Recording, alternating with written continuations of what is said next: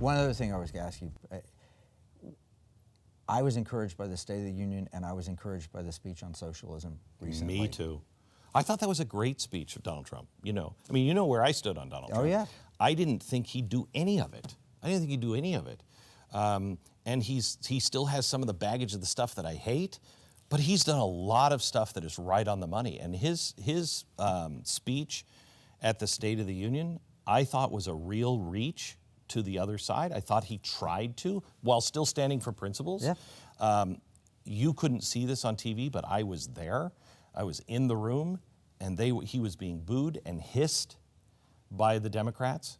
It was shocking. That is shocking. The room was just a very different feel than that. I actually left there thinking, I don't think I'd have his restraint. I've never felt that about Donald Trump. And when I saw the reaction of the left during that speech, I think I would have turned and just hammered them. Which has got to be his natural tendency. He's a street fighter. That's what he would want to do. But he handled himself really well. It was a well-crafted speech. It was really, really inspirational.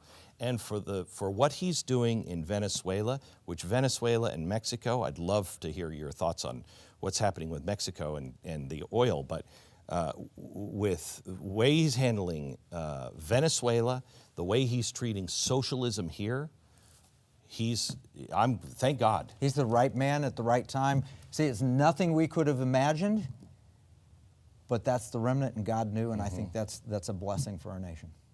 When you're looking at the map of the world and you see all the people that are not going for, are still standing up for Maduro, they're all the worst of the worst. And then Mexico. And with Mexico, this guy who is an absolute communist, socialist something that's now running it, he shuts down their oil pipelines and says, we're going to go back to trucking, which has caused massive disruptions and gas lines and everything else. Why is he supporting Maduro? And if Mexico is going down that road that Maduro and Venezuela did, what is that going to mean for our border in the next 4 years? Well, there's no question. So Maduro is a command economy, it's a control, and it's not about the people.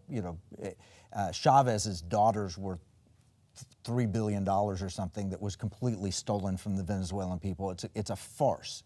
This is all about control. And in Mexico, we've got the same situation, and the drug cartels are in control.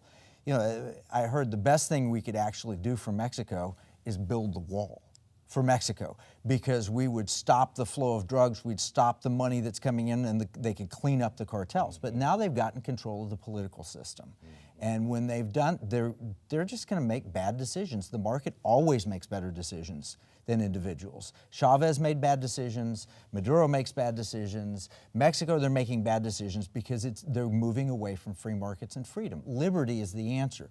Mexico's losing it. We need to help them. We need a good, stable neighbor on our border. They do have oil wealth, but oil wealth alone, Venezuela proves. They have the largest oil reserves on the planet. Oil wealth with a bad system is a failure.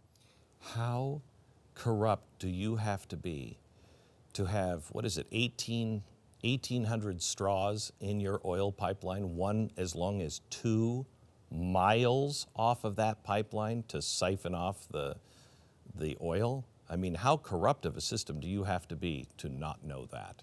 Control economies are always corrupt. Every time, every case, because that's how the game is played.